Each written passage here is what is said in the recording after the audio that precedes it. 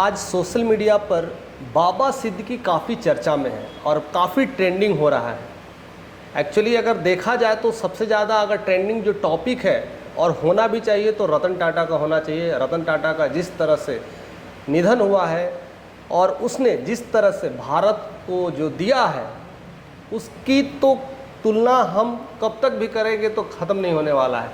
लेकिन बाबा सिद्दीकी की चर्चा बहुत तेज़ चल रही है।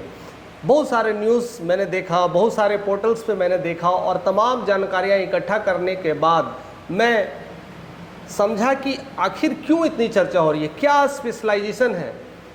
आज हम वही समझने की कोशिश करते हैं कि बाबा सिद्दीकी इतने फेमस क्यों हो गए और उनकी पहुँच एक छोटे लेवल से लेकर के बिहार से उठ करके बिहार के गोपालगंज से उठ करके बॉम्बे कह सकते हैं ना, मुंबई का डॉन होते होते अब विधायक और कैसे कैसे पॉलिटिकल सेक्टर में भी आ गए हैं। आज हम उनको जानने की कोशिश करेंगे। मुंबई ऐसे तो कहा जाता है, जो भी जानकारी मैंने लिया है सब सोशल मीडिया के तहत लिया है, बहुत सारे जगह ट्रेंड हो रहे हैं, सब जानकारियों को कलेक्ट कर करके मैं आपके सामने रखने की कोशिश कर रहा हूँ। बाबा सिद्दीकी गोपालगंज बिहार के रहने वाले हैं। सिंपल एक कहा जाता था कि एक मोची का काम करते थे, सिलाई का काम करते थे और ऐसा उनका रहन सहन था, एक गरीब परिवार में था।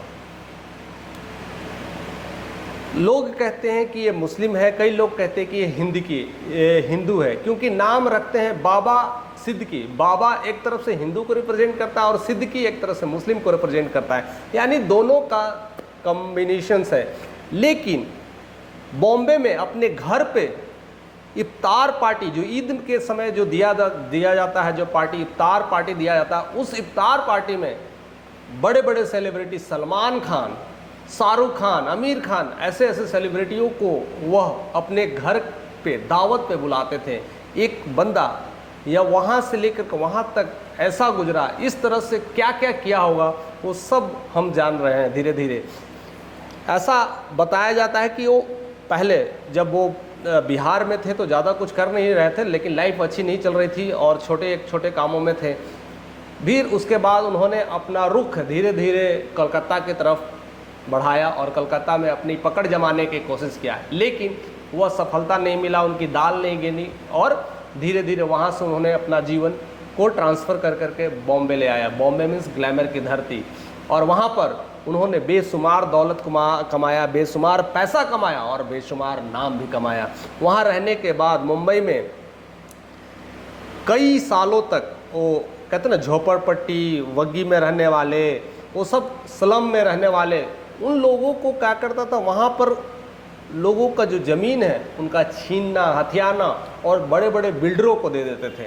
और उसके बाद जो फ्लैट्स तैयार होते थे उसको भी वो रेट पे लेकर के अपने हिसाब से कैसे कैसे देते थे, और इसमें लेकर के उन्होंने बहुत पैसा कमाया है और बहुत नाम भी कमाया है।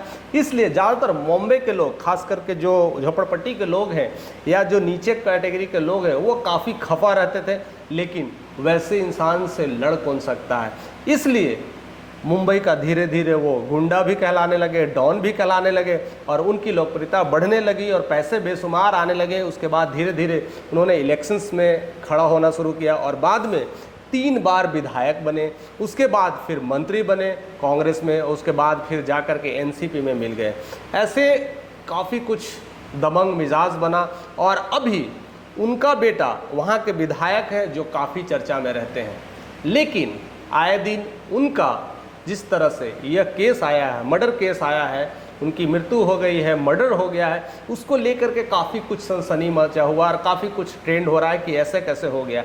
और उसमें सबसे जो ज़्यादा नाम आता है और लॉरेंस बिश्नोई का नाम आता है कि लॉरेंस बिश्नोई ही है जो उन्होंने मारने की कोशिश किया है। तो फिर लॉरेंस बिश्नोई ने बाबा सिद्दीकी को क्यों मारा और लॉरेंस बिश्नोई का कनेक्शंस वहाँ क्यों जाता है, यह कुछ थोड़ा डिफरेंट है।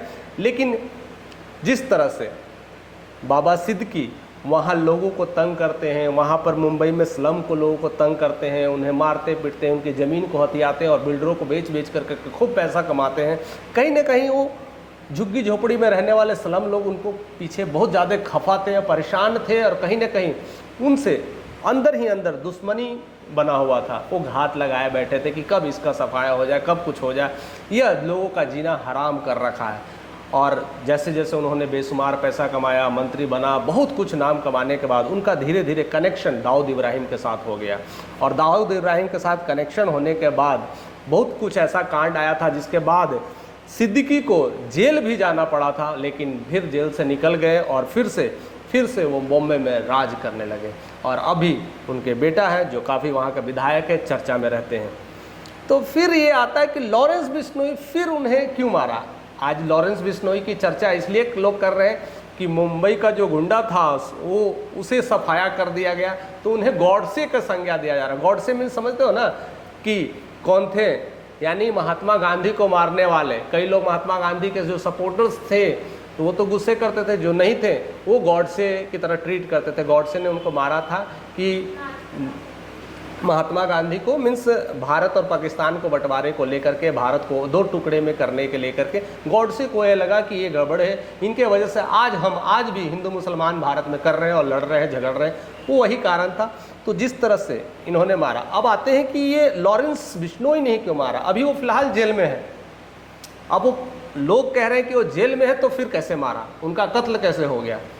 या तो अपने गुंडे रखे होंगे या अपना बहुत नेटवर्क होगा। जिस तरह से लॉरेंस बिश्नोई का भी नाम आ रहा है कि वो अपने दाऊद इब्राहिम जो कहते हैं भाई कहते हैं, उससे भी 2 कदम आगे हैं, यानी उनकी पकड़ बहुत तेज है और बहुत बड़ी पकड़ है। अब यहाँ पर दिक्कत आ रही है कि लॉरेंस बिश्नोई ऐसा आक्रामक रूप क्यों पकड़ा। तो सबसे पहले लॉरेंस बिश्नोई की इन शॉर्ट हम बता देते हैं कि लॉरेंस बिश्नोई एक सिंपल कहते हैं कि पंजाब का एक लड़का है, पढ़ाई लिखाई किया, वकालत की पढ़ाई कर रहा था, सब कुछ अच्छा चल रहा था, एक नौकरी की तलाश में अपना पढ़ाई कर रहा था और सोचा कि अपना लाइफ को अच्छे से अपग्रेड करेंगे। उसी बीच में उसकी गर्लफ्रेंड थी, उस गर्लफ्रेंड को लोगों ने या किसी वजह से, अब क्या हुआ था क्लियरिटी नहीं दिया है सोशल मीडिया पर, बट जो भी न्यूज़ मैंने पढ़ा वो पता चला है कि उसकी गर्लफ्रेंड की हत्या करके उसे जला दिया गया था। और उसको ले करके कहीं ना कहीं लॉरेंस ने पढ़ाई लिखाई भी छोड़ दिया और टेंशन में आकर के उन्होंने रॉबिन हुड की तरह व्यवहार करने लगा। और शायद वो अपनी गर्लफ्रेंड की वजह से ये जिंदा जलाना और हत्या करना, कहीं ना कहीं उसको दिल और दिमागों पे काफ़ी कुछ छा गया होगा या किसी तरह का कुछ प्रॉब्लम्स आया होगा। वो घटनाएं किस तरह से हुई होगी उसके लिए मैं सेपरेट वीडियो बनाऊंगा कि लॉरेंस बिश्नोई का जीवन कैसे कैसे यहाँ तक ट्रांसफॉर्म हुआ। लेकिन हम मेन मुद्दे पे आते हैं कि उसकी गर्लफ्रेंड को जला देने के बाद, मार के जला दिया, उसके बाद से बिश्नोई पूरी तरह से रॉबिन हुड की तरह व्यवहार करने लगे और वहाँ क्या करते थे, अमीरों को लूटते थे और गरीबों में बांट देते थे। तो एक तरह से मसीहा भी इन्हें बोला जाता है और गॉड से इसीलिए कहा गया है कि एक अच्छा तरह से ट्रीट करते थे। और कहीं ना कहीं वहाँ पर यही चीज़ें घटना को जोड़ने की कोशिश की जा रही है कि जिस तरह से बाबा सिद्दीकी गरीबों को तंग करते थे, खास करके स्लम वाले लोगों को तंग करते थे, उन्हें लूटते थे, उनके ज़मीन को छीन लेते थे, या तो वहाँ आसपास में स्लम को एरिया को जला देते थे और उनको बाद दूसरे तरह का जगह लेने के देते थे और जगह खाली करवा के वहाँ पर बिल्डर से बेच करके वहाँ पर बिल्डिंग्स खड़ा कर करके और फिर बिल्डिंग्स को बेचते थे। तो ये सब सारा चीज़ चलता था। तो कहीं ना कहीं परेशानियाँ थी और लॉरेंस बिश्नोई ये यही काम करते थे, वैसे लोगों को टारगेट करते थे। वैसे लोगों को टारगेट करने के बाद जो रिज़ल्ट है वो आपको पता है, लेकिन अभी भी क्लियरिटी नहीं आई है, अभी भी क्लियर पता नहीं चल रहा कि लॉरेंस बिश्नोई जेल में रह करके भी कैसे बाबा सिद्दीकी का मर्डर किया है। और वैसे लेकर के यह काफ़ी चर्चा में चल रहा है, कई लोग इनके सपोर्ट में है इसलिए गॉड से भी दे रहे हैं, और कई लोग ये भी है कि आखिर इन्हें बाबा सिद्दीकी को क्यों मारा गया। और इस बाबा सिद्दीकी तो अपने आप में ही एक बहुत बड़ी पहचान है और दाऊद इब्राहिम के साथ उठना बैठना यानी उस तरह का कहीं ना कहीं क्लियरिटी है।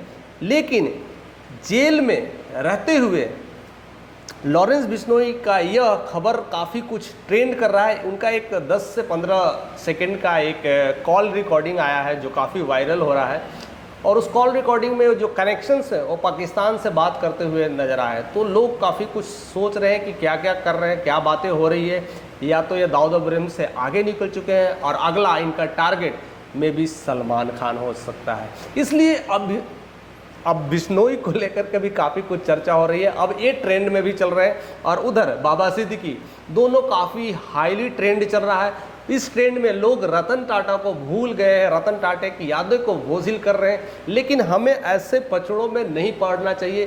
खास करके जो न्यूज़ चैनल्स इतने सारे चीज़ें को दिखा रहे हैं और हर एंगल से बता रहे हैं कि ऐसे कैसे हुआ, किस तरह से हुआ, किस तरह से बाबा सिद्दीकी, ऐसा लगता है कि सब कुछ बाबा सिद्दीकी और लॉरेंस पे ही सारे न्यूज़ और रिपोर्टर्स पीछे पड़ गए हैं और उसी को खबर को हर जगह दिखाया जा रहा है। लेकिन हमें ऐसे खबर को ना दिखाएं, उस पर एक्शन लेना चाहिए। अगर लॉरेंस बिश्नोई जेल में है तो अगर है तो क्यों है, उनके साथ ऐसा क्यों हो रहा है, अगर दाऊद के साथ कनेक्शन है तो उनको पुलिस वहाँ की कार्रवाई करना चाहिए। बॉम्बे पुलिस जितना है, सारे लोग ऐसे ही, बॉम्बे पुलिस एकदम कहते ना एकदम टाइट रहती है, तुरंत एक्शन में आ जाती है, तो एक्शन ले, उनको अगर गलत किया तो उसको सजा दे, और भी किनका किनका हाथ है वो सब सुराग है उसको पकड़े और फाइनल रिपोर्ट ले करके उसको क्लियर करें। अब दिक्कत आ रही है कि अब सलमान खान है, शाहरुख खान है, जो उनके इफ्तार पार्टी में जाते थे, बाबा सिद्दीकी के इफ्तार पार्टी में जाते थे, और सलमान खान का भी कहीं ना कहीं इस तरह से कनेक्शंस रहा है, और बहुत सारे कुछ ऐसा लगता है कि बिश्नोई को लेकर करके वो अगला टारगेट बना रहे हैं। तो अब आने वाला समय अब बिश्नोई का भी हो सकता है कि दाऊद इब्राहिम के बाद अब बिश्नोई ही होंगे, जो एक भारत का उभरता डॉन भी कहला सकते हैं। ऐसे ऐसे तमाम सोशल मीडिया पर ट्रेंड किया जा रहा है और काफ़ी कुछ बताया जा रहा है कि अगला टारगेट की वजह से अब बॉलीवुड में एक अलग सा डर बन जाएगा, और उस डर से बिश्नोई एक बहुत उभरता बड़ा डॉन बन सकता है। ऐसे तमाम खबरें आ रही है, लेकिन क्या सच्चाई है नहीं है, इस सारी चीज़ों को एक क्लियर करके अलग रख देना चाहिए और इसको क्लियर करके सॉर्ट आउट करना चाहिए। और रही बात बाबा सिद्दीकी की, बाबा सिद्दीकी को सबसे ज़्यादा प्रॉब्लम्स अगर हुआ है तो बॉम्बे के लोगों को हुआ है, बिहार और बंगाल और कह सकते हैं कलकत्ता, उस सब लोगों का कोई भी लेना देना भी नहीं है, उस सब लोगों का न्यूज़ भी नहीं है। जो भी न्यूज़ है तो एक सर्टेन लेवल पे है, बॉम्बे एरिया में ही है, तो बॉम्बे को ध्यान में रखना चाहिए। और बॉम्बे के लोग क्या सोचते हैं इनके बारे में, बाबा सिद्दीकी के बारे में और लॉरेंस के बारे में क्या सोचते हैं कि ये क्यों घटनाएं हो रही है और कैसे हो रही है, ये सब तमाम खबरें जो काफ़ी कुछ ट्रेंड कर रहे हैं, हमें ऐसे सारी चीज़ों से लेना नहीं होता है। लेकिन लोगों ने इस तरह से मैसेज किया तो मैंने एक वीडियोस बनाया, जो सामने जो मैंने सोशल मीडिया से इकट्ठा किया है वही चीज़ आपके सामने एक सामूहिक रूप से रखने की मैंने कोशिश किया है। मुझे और भी सब चीज़ों से लेना देना नहीं होता है, मैं इस तरह के वीडियोस ज़्यादा बनाता नहीं हूँ, मैं पॉलिटिकल्स वीडियो बनाता हूँ, खास करके क्या क्या चल रहा है वो सब वीडियोज़ पर काफ़ी मैंने काम किया है और वहीं पर मैं काम करता हूँ। और जहाँ अभी जो चर्चा मैं बार बार कह रहा हूँ कि चर्चा होनी चाहिए रतन टाटा की, रतन टाटा ने हमारे देश के लिए क्या क्या दिया है, देश नहीं विदेश के लिए, पूरे देश में कितनी सारी कंपनियां, 100+ उनकी कंपनियां, आप कंपनियां भी नहीं बता सकते हो कि एक कंपनी रतन टाटा की होगी कि एक कंपनी रतन टाटा की होगी, इतनी सारी कंपनियां हैं और 34 लाख करोड़ का कंपनी अकेले चलाते थे। इतना पावरफुल मैन को लोग भुला दे रहे हैं इन सब छोटी छोटी घटनाओं को। तो हमें अभी भी रतन टाटा के लिए रेस्पेक्ट बनाए रखना चाहिए, रतन टाटा का न्यूज़ देना चाहिए और इन सब तमाम खबरों से हमें बचना चाहिए।